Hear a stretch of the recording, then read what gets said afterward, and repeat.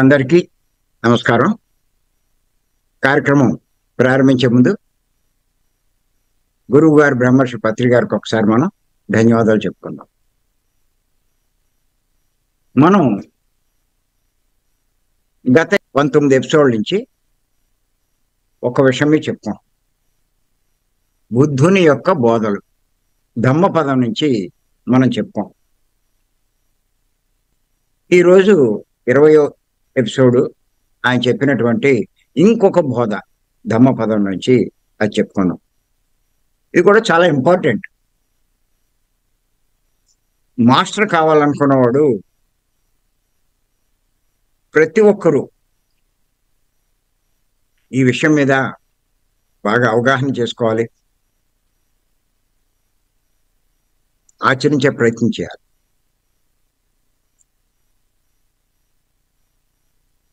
ఈ బోధ చదువుతూ ఉంటే గురువు కావాలనుకున్న వాడికి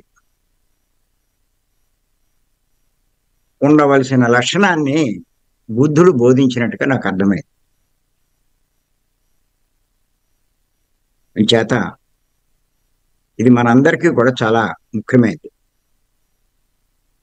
ఈ బోధ ఏంటో తెలుసుకుందాం ఒకసారి.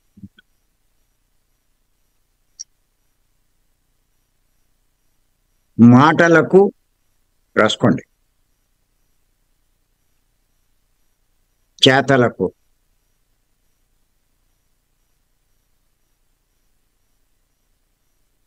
పొత్తు మాయమైన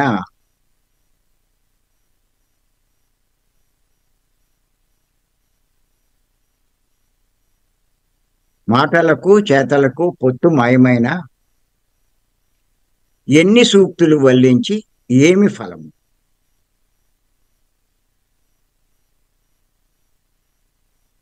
రంగురంగులతో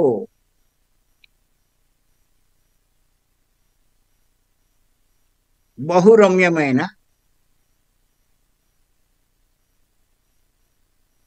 పరిమళము లేని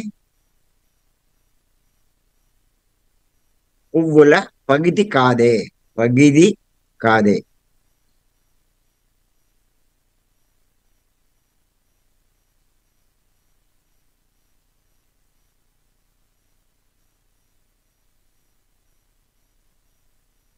పరిమళం లేని పువ్వులు లాంటిదే కదా దాని అర్థం. మళ్ళీ ఇంకోసారి చెప్తాను. మాటలకు చేతలకు పొత్తు మాయమైన ఎన్ని సూక్తులు వల్లించి ఏమి ఫలం? రంగురంగులతో బహురమ్యమైన పరిమళము లేని పువ్వుల పగిది కాదే.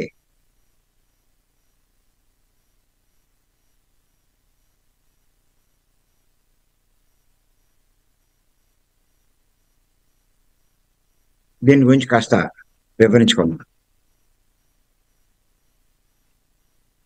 మాటలకు చేతలకు పొత్తు మాయమైన అంటే ఆ రెండిటికి సంబంధం లేదనుకోండి, పొత్తు లేదు. మాటలకి చేతలకి పొత్తు లేదు, సంబంధం లేదు.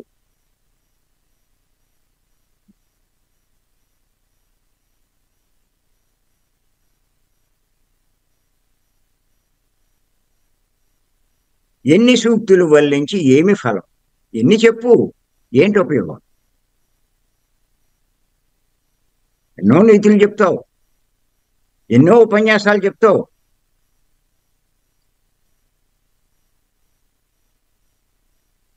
ఏంటి ఉపయోగం?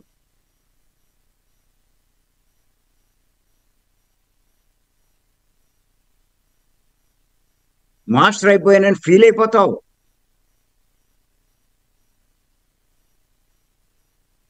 చెప్పే మాటలు ఒకటి, చేసే పనులు ఒకటి. బుద్ధుడు చెప్పేది ఇదే.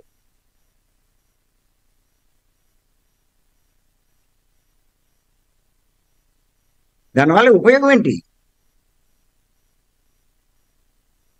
చెప్పానని ఫీల్ అయిపోతూ ఉంటారు. అహంకారం కూడా పెంచుకుంటారు.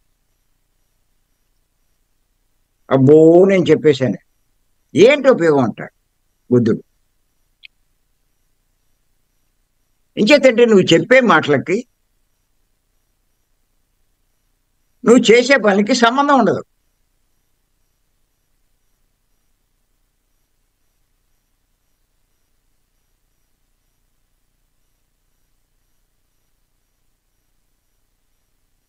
ఆచరించేనా చెప్పాలి, చెప్పినవి ఆచరించడానికైనా ప్రయత్నించాలి.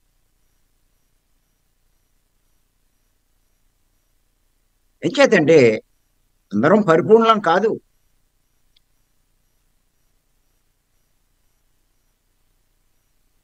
ఎదుగుతున్న వాళ్ళం, లోపాలు సరి చేసుకుంటున్న వాళ్ళం. మరి ఏం సరి చేసుకోవాలి? ఏమవుతే మనం చెప్తున్నామో అవి ఆచరిస్తున్నామా లేదా?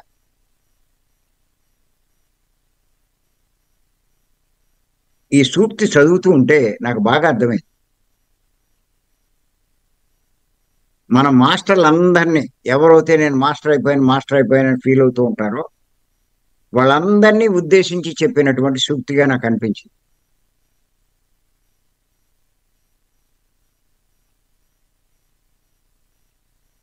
చెప్పడం ముఖ్యం కాదు, చెప్పడం కూడా గొప్ప కాదు, మీరు ఆచరిస్తున్నారా లేదా అది ముఖ్యం.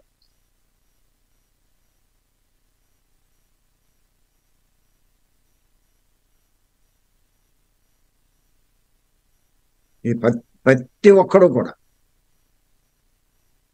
బాగా దృష్టిలో పెట్టుకోవాలి. ఓ నీతులు చెప్తాం, ధర్మ సూక్ష్మాలు చెప్తాం,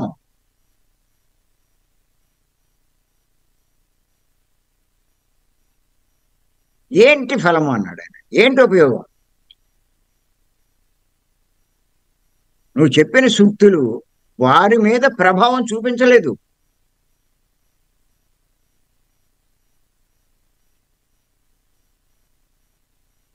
ఎందుకు అంటే నువ్వే ఆచరించట్లా. నువ్వు చెప్పింది అన్నవాడు ఇంకేం ఆచరిస్తాడు? మరి నువ్వెందుకు ఆచరించట్లేదు? నువ్వే చెప్పి నువ్వెందుకు ఆచరించట్లా? నువ్వు చెప్పేది నీకే అర్థం కాల.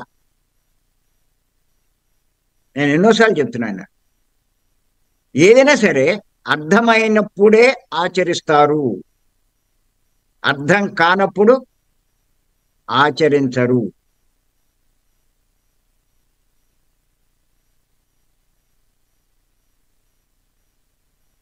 చేత ముందు మనం అర్థం చేసుకోవాలి. ఏ విషయమైనా మనం చెప్పే విషయం ముందు ప్రిపేర్ అవ్వాలని ముందు నుంచి చెప్తున్నాను నేను. ఊరికే ఆ టైం వచ్చింది కాబట్టి, ఇవాళ మన ఛాన్స్ వచ్చింది కాబట్టి బుక్ తీయడము, నోటుకు వచ్చింది చదివేయడం అదా? క్లాసులు చెప్పమన్నాము అంటే అర్థం అదా? అంతేనా? దానికోసం ఆ క్లాసులు చెప్పమంట అదా గొప్ప పని?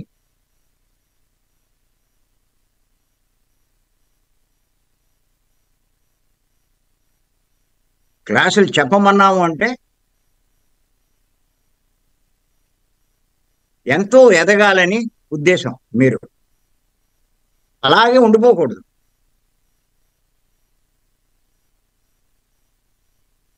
ఎవరు చెప్పగలరు? ఎన్నో విషయాలు తెలుసుకున్నవాడు చెప్పగలడు. తెలుసుకున్నవాడు ఏం చేయాలి? ఆచరించాలి.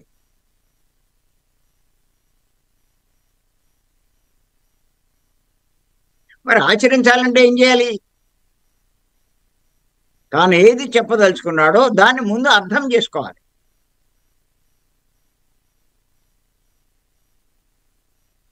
అర్థం కాకపోతే ఆచరించలేడు. వీడే ఆచరించలేకపోతే వీడు చెప్పినవాడు విన్నవాడు వాడేం ఆచరిస్తాడు?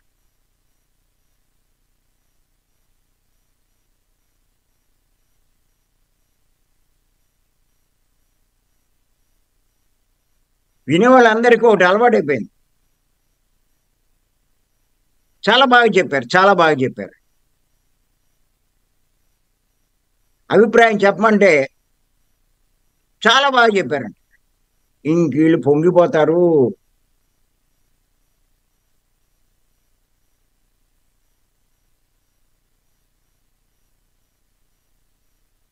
మన బాలకృష్ణ అయితే షర్ట్లు ప్యాంట్లు టైట్ అయిపోతాయి.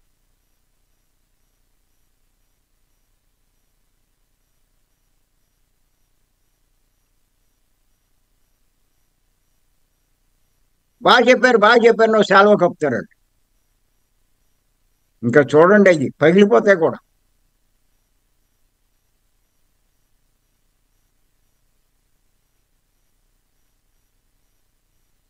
బాగా చెప్పామని వీళ్ళు వాళ్ళు సర్టిఫికేట్ ఇవ్వడం కాదు, మీ క్లాస్ అన్నవాళ్ళు పైనుంచి వింటున్నవాడు సర్టిఫికేట్ ఇవ్వాలి, గుర్తెట్టుకోండి. పైవాడు.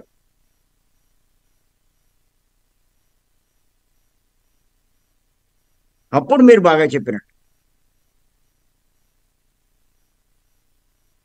మీ క్లాస్ వినేవాళ్ళు మీకేమీ సాయం చేయలేరు. పైవాడు మెచ్చుకుంటే ఆయన సహకారం ఎంతో అందుతుంది మీకు. మీరు ఎంతో ఎదుగుతారు.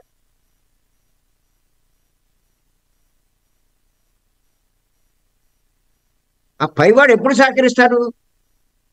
అదే బుద్ధుడు చెప్పాడు.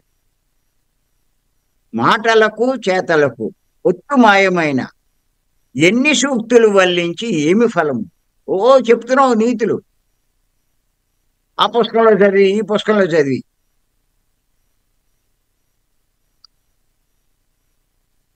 మీరు చూడండి, భగవద్గీత ఎంతో మంది పారాయణ చేస్తారు. పైనుంచి కిందకి, కింద నుంచి పైకి కూడా చెప్పేస్తారు.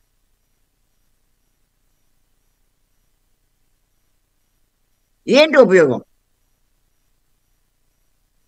ఆచరించరు. ఆచరించని దానికి ఏంటి?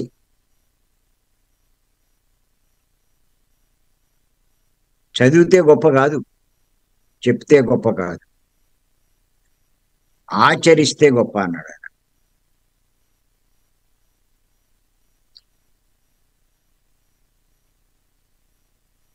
చూడండి, మీరు ఏదైనా కొత్త ప్రదేశానికి వెళ్ళారు,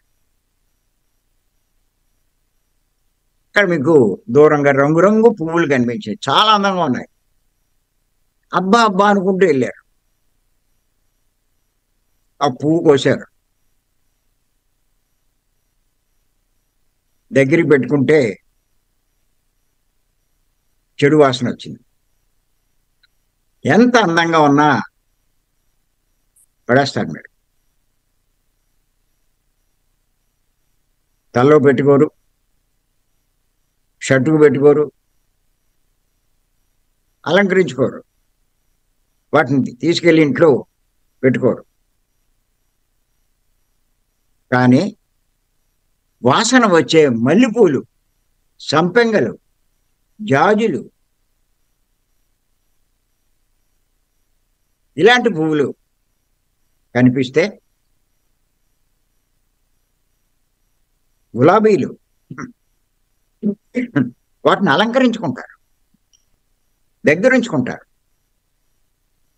దానికి కారణం అందం కంటే కూడా దాని పరిమళం ముఖ్యం కాబట్టి. అటువంటి పరిమళం కలిగి ఉన్నాయి.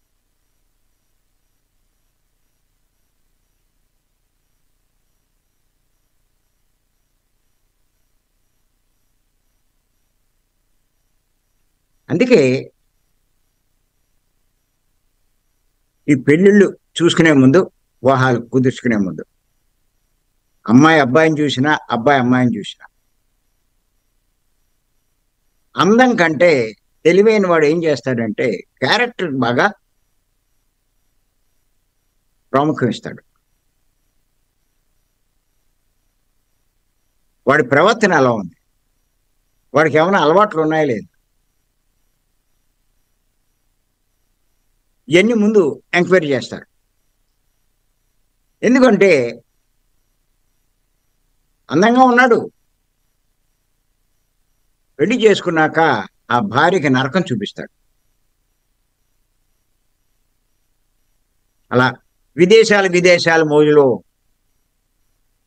పెళ్లిళ్ళు చేసేసి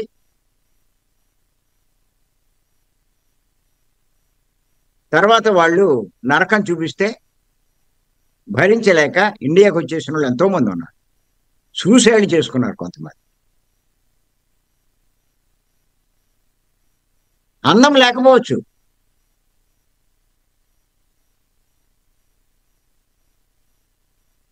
పరిమళం, మంచి లక్షణాలు ఉన్నవాడు స్వర్గం చూపిస్తాడు. అలాగే భార్య అయినా సరే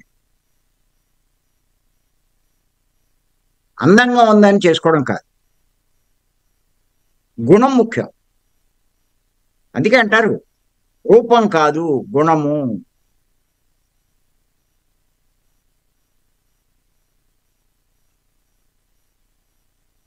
ఒకటే గుర్తుపెట్టుకోండి, భగవంతుడు కూడా గుణానికే ప్రాముఖ్యం ఇస్తాడు కానీ రూపానికి ప్రాముఖ్యం ఇవ్వడు.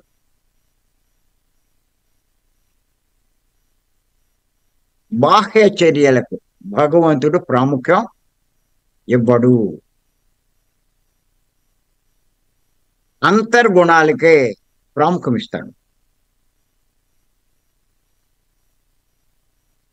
అందుకే గుణాలు మార్చుకోవాలి. సత్వగుణాలు సంపాదించాలి. ఎవడైనా ప్రయత్నం చేయాలి.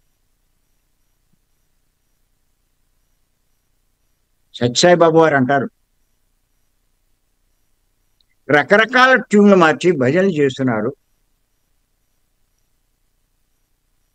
ఎంతో అందంగా పాడుతున్నారు, మీ గుణం మారిందా లేదా అన్నది చూసుకుంటున్నారా అనేవాడు ఆయన. ఆ దైవ స్థితిలో ఉన్నవాళ్ళు దానికే ప్రాముఖ్యం ఇస్తారు. బుద్ధుడైనా దైవ సమానుడే. గుర్తెట్టుకోండి, దైవం అంటే ఇష్టం అంటారు. అటువంటి దైవ సమానులు చెప్పేవి ఆచరించే ప్రయత్నం చేయాలి. మనకి తెలివి ఉంటే, బుర్ర ఉంటే ఇది బాగా అర్థం చేసుకుంటాం, ఆచరిస్తాం. ఎందుకు చెప్పాడు బుద్ధుడు? బుద్ధుడు చెప్పిన ఎందుకు మనం విశ్లేషించుకుంటున్నాం.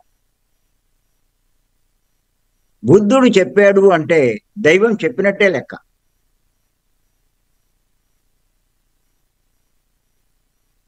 పత్రి గారు చెప్పారు అంటే దైవం చెప్పినట్టే లెక్క.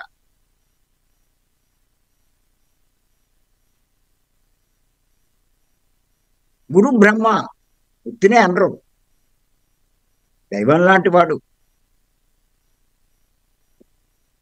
మనకి అలాంటి సందేశాలే ఇస్తాడు, అలాంటి బోధలే చేస్తాడు, అలాంటి సలహాలే ఇస్తాడు. అందుకే సద్గురువుని అనుసరించిన వాడు తిరుగు లేకుండా ఎదుగుతాడు.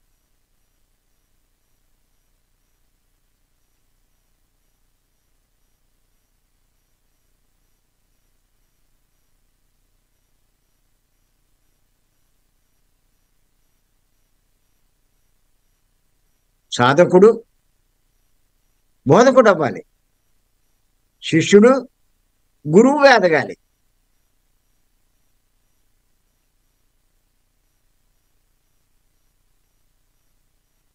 గురువు ఆచార్యుడు అవ్వాలి.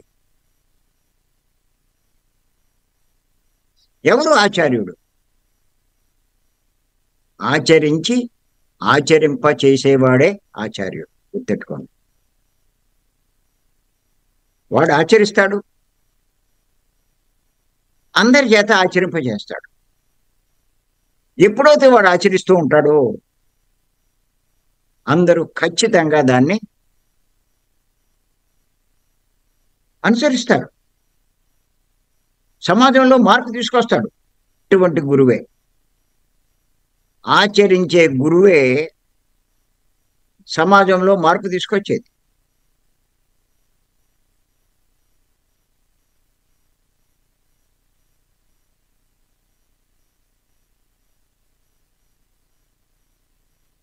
మనమంతా ఎదుగుతున్న వాళ్ళం. మరి అటువంటి గొప్ప గొప్ప వాళ్ళు చెప్పే మాటల మీద దృష్టి పెట్టి అర్థం చేసుకుని ఆచరించే ప్రయత్నం చెయ్యాలి.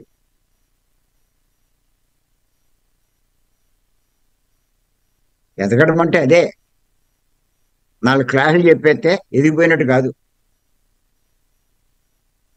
ఓ శాల్వా కప్పుకుంటే ఎదిగిపోయినట్టు కాదు. మా బాలకృష్ణకి శాల్వా కప్పుకుంటాడు, ఫోటో తీయించుకుంటాడు, ఫేస్బుక్లో, యూట్యూబ్లో ఇంకెన్నుంటే అన్ని చోట్ల పెట్టేస్తూ ఉంటాడు.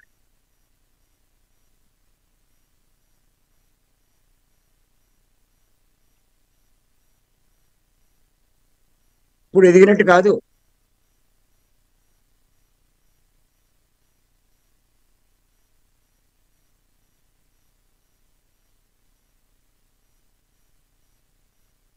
అసమాషి కాదు. ఎంత గొప్ప సూక్తిది. బుద్ధుడు చెప్పిన ప్రతిదీ ఒక వజ్రం లాంటి వజ్రతునక సందేశమే.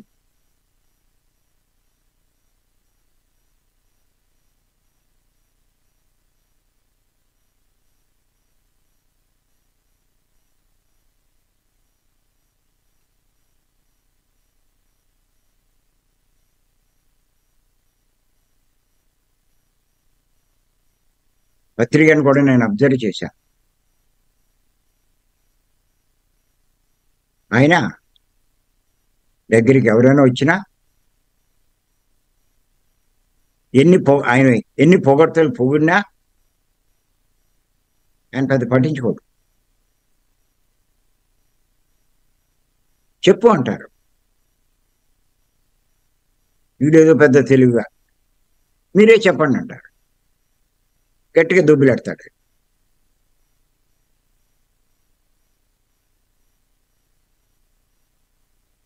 నేను చెప్పానుగా నువ్వు చెప్పమని, మళ్ళీ నాకు చెప్తావేట్రా అని దుబ్బిలాడతాడు.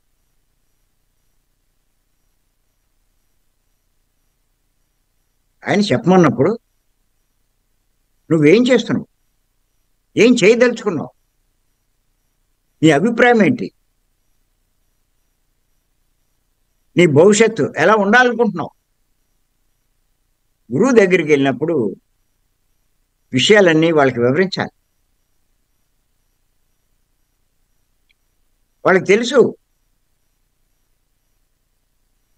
నీ మనసులో అభిప్రాయం ఎలా ఉంది, నువ్వు చెప్పే మాటలలో ఉన్నాయి. ఈ రెండిటికి భేదం చూసుకుంటాడు ఆయన. ఈ రెండిటికి సంబంధం లేకపోతే నువ్వు ఆలోచించేదానికి, నీ మనసులో ఉన్నదానికి, ఆయనతో నువ్వు మాట్లాడేటప్పుడు చెప్పే మాటలకి సంబంధం లేకపోతే తిట్టి అవతలకు పంపించేస్తాడు. ఆ రెండిటికి సంబంధం ఉంటే, నువ్వు దగ్గర డబ్బు ఉన్నా డబ్బు లేకపోయినా, నువ్వు సామాన్యుడివైనా ఎవరైనా దగ్గర కూర్చోబెట్టుకుంటాడు. వారితో ఆప్యాయంగా మాట్లాడతాడు, మంచి మంచి సలహాలు ఇస్తాడు. నేను పత్రికను కూడా చూశాను, గమనించాను. ఎవరినో వచ్చినా ఏదో ఒక్క పాయింటే చెప్తాడు, ఒకటో రెండో. అందరూ ఏమనుకుంటారంటే చాలా చెప్తారేమో అనుకుంటారు. చాలా చెప్తే ఏది ఆచరించలేరు. అందుకే ఆయన ఏం చేస్తాడంటే, ఒక్కోసారి దగ్గరకు వచ్చినప్పుడు ఒక్కో విషయం చెప్తాడు, దాన్ని ఆచరిస్తే మళ్ళీ ఇంకొకటి చెప్తాడు.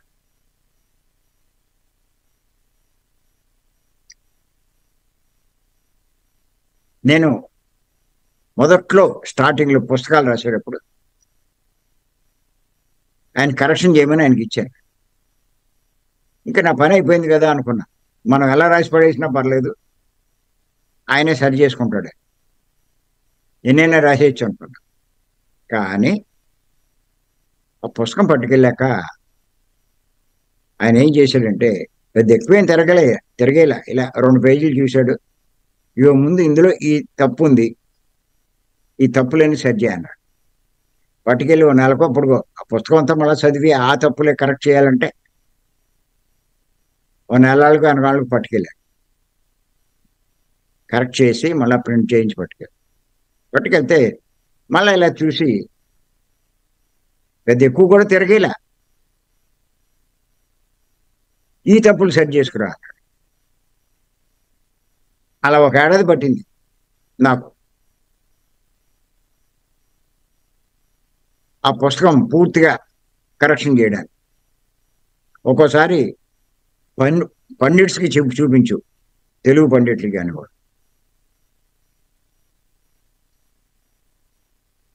వాళ్ళకి చూపిస్తే కామాలు పులి స్టాపులు అవి సరి చేశారు, కానీ సందేశంలో ఉన్నటువంటి ఆ సారాన్ని వాళ్ళు సరి చేయలేకపోయారు. మళ్ళీ అవి చెప్పేవాడు. అలా ఎన్నో రకాలుగా ఆయన సరి చేయడం జరిగింది. ఇప్పుడు నాకు అర్థమైంది, అన్నీ ఒకసారి మనం విన్నంత మాత్రాన, వాళ్ళు చెప్పినంత మాత్రాన మనం ఆచరించలేం.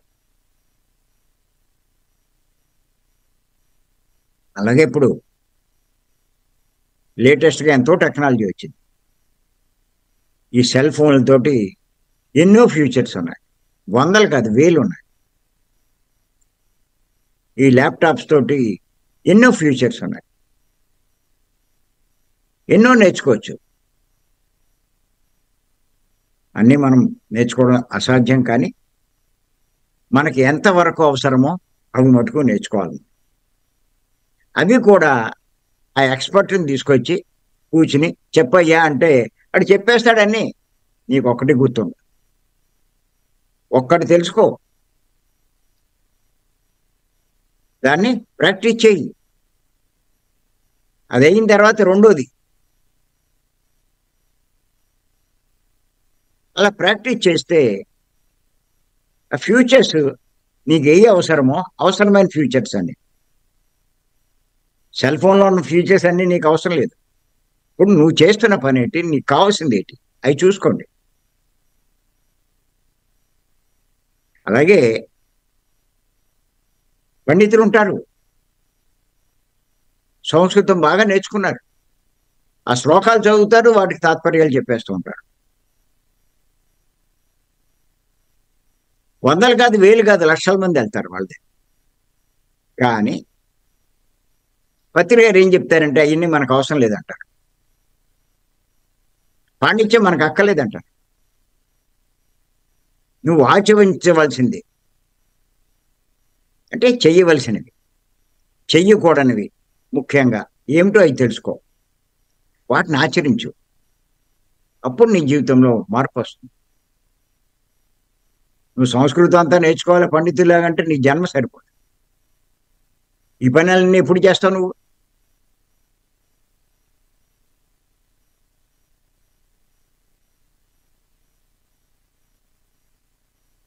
యోగులు కావాలి, పండితులు కాదు. యోగాను అభ్యాసం చేయాలి.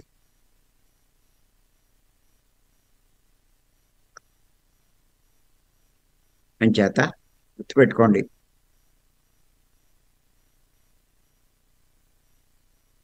మన మాటలకు చేతలకు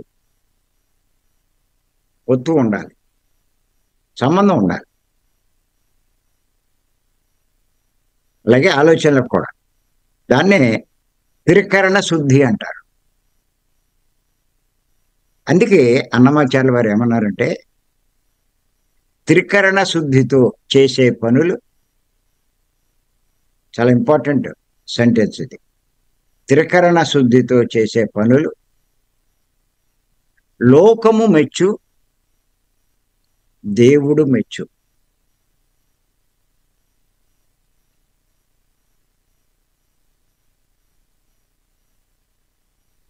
మీరేమనుకుంటారంటే మీ క్లాస్ వినే వాళ్ళంతా చాలా అమాయకులు అనుకుంటారు. మీకంటా తెలివైన వాళ్ళు. వాళ్ళు ఏం చేస్తారంటే, ఈడిన్ని చెప్తున్నాడు కదా, ఆచరిస్తున్నాడా లేదా అవి చూసుకుంటారు. వాళ్ళు బాగా అబ్జర్వ్ చేస్తారు. వాళ్ళని అబ్జర్వ్ చేయడం మీకు తెలియదు కానీ ఉన్న వాళ్ళంతా మిమ్మల్ని అబ్జర్వ్ చేస్తారు.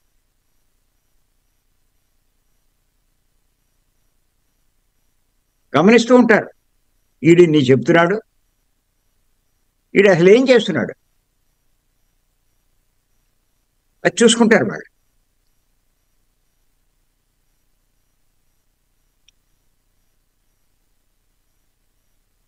దృష్టిలో పెట్టుకోండి, ఎప్పుడు మర్చిపోకండి. క్లాసులు చెప్పేవాళ్ళు వాళ్ళంతా నన్ను గమనిస్తున్నారు అనే మాట ఎప్పుడు గుర్తుండాలి.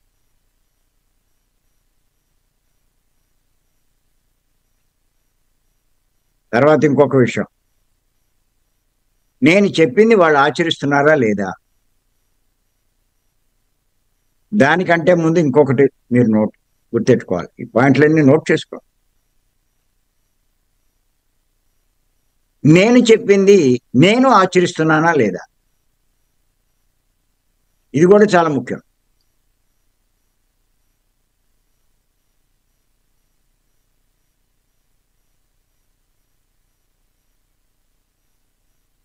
ఎంత అద్భుతమైన ఉపమానం ఇచ్చాడైనా.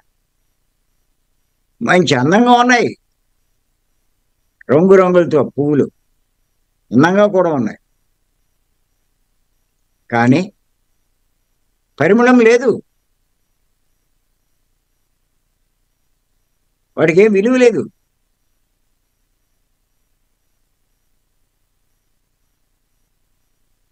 పువ్వులకి విలువ ఎప్పుడు వస్తుంది? పరిమళం ఉన్నప్పుడు. ఆ మాస్టర్కి గౌరవం ఎక్కడ పెరుగుతుంది, విలువ ఎక్కడ పెరుగుతుంది? లోకుల్లో కానీ లోకేశుడు కానీ. నువ్వు చేసే ప్రతి పని పైన గమనించబడుతుంది, మర్చిపోకండి. మనం చేసే ప్రతి పని పైన గమనించబడుతుంది.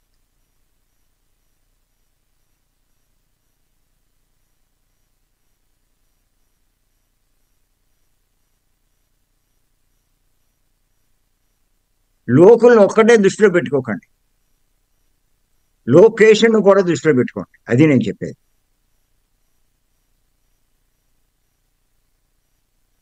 బా ఎంత బాగా పొగిడారు, చాలా బాగుందన్నారు, కామెంట్లు పెట్టారు.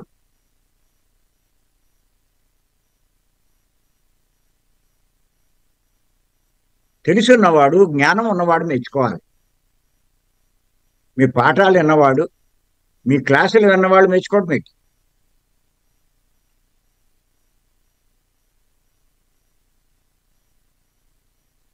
అర్థం చేసుకోండి. చాలా అద్భుతమైన శుద్ధి ఇది.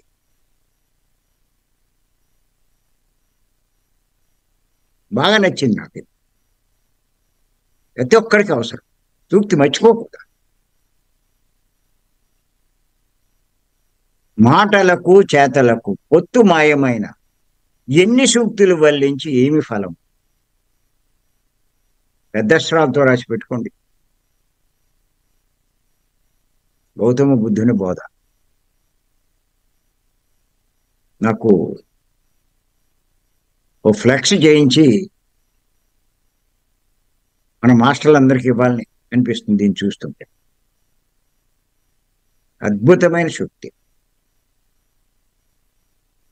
బోధ.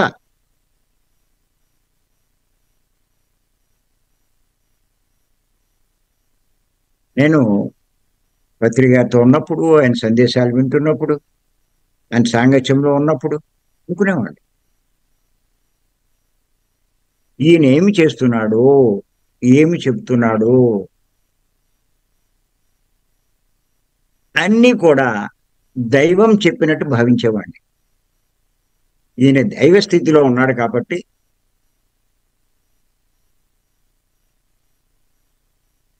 ఆ రకమైన భావంతో వినేవాడిని ఆయన చెప్పేది.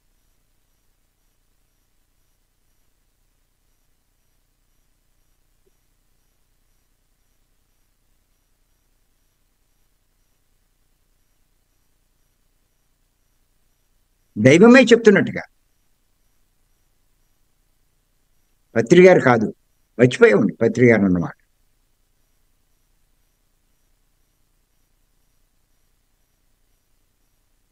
అందుకే ఆయన్ని అంతలా ఆచరించారు, అనుసరించారు. అంత సీరియస్గా తీసుకున్నాను ఆయన మాటలు. ఈ స్థాయికి రాగలిగాను నేను.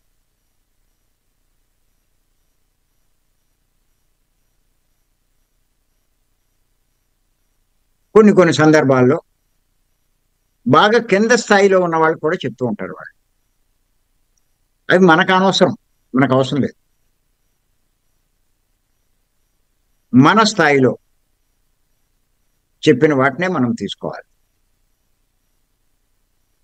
అక్కడ ఎంతో మంది ఉంటారు రకరకాల స్థితుల్లో. అందరికీ ఒకే సలహా ఉండదు, అది కూడా తెలుసుకోవాలి. ఇవన్నీ ఈ డిఫరెన్స్ ఎక్కడ తెలుస్తుంది అంటే, మీ బుద్ధి బాగా వికసిస్తే. మళ్ళీ ఎక్కడికి వస్తుంది? బుద్ధి దగ్గరికి వస్తుంది.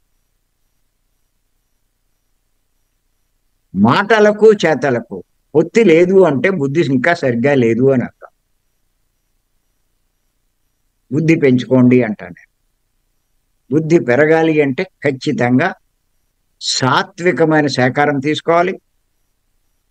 తీవ్రమైన శ్వాస మీద ధ్యాస నుంచి తీవ్రమైన సాధన చేయాలి. వివరం రావాల్సిందే, దారి లేదు. అస్తమానం ఎందుకండి నువ్వు అనుకున్నావు అంటే ఇంకంతే నీ పని, ఎవడేం చేయలేడు. ఎవడు నిన్ను ఏమి చేయలేడు. నువ్వు ఎదగాలనుకుంటే, ఎదగడం అంటే ఏంటంటే ఆధ్యాత్మికంలో దుఃఖం తగ్గడం, తగ్గించుకోవడం, కష్టాలు లేకుండా చేసుకోవడం, సమస్యలు లేకుండా చేసుకోవడం, బాధలు లేకుండా చేసుకోవడం, అశాంతి లేకుండా చేసుకోవడం.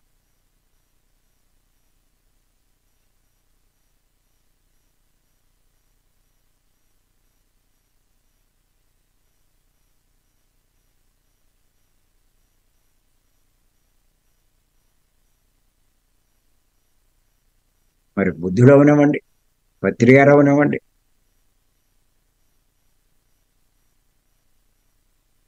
మెహర్ బాబా అవనివ్వండి, గొప్ప గొప్పవాడు ఎవరైనా సరే, దైవ స్థితికి ఎదిగిన వారు, దైవ సమానులు, వాళ్ళ మాటలోనే అర్థాన్ని బాగా తెలుసుకుని ఆచరించే ప్రయత్నం చేయాలి. మరి మనమంతా మాస్టర్లు కాబోతున్నాం.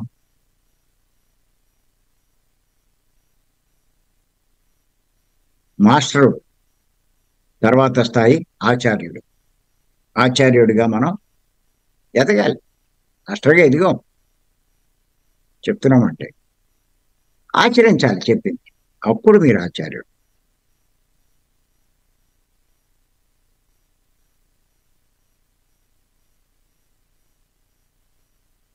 నేను అందుకే చెప్తూ ఉంటాను. నేను బెల్లం దగ్గర చీమలు వస్తాయి కానీ బెడ్డ మొక్క దగ్గర రావు అంట. బెల్లం దగ్గర ఉన్న స్వీట్నెస్ బెడ్డ మొక్క దగ్గర ఎక్కడ ఉంటుంది?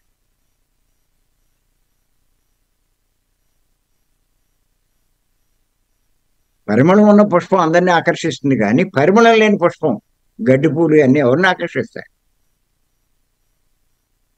ఉంటాయి, వేలు వేలు ఉంటాయి.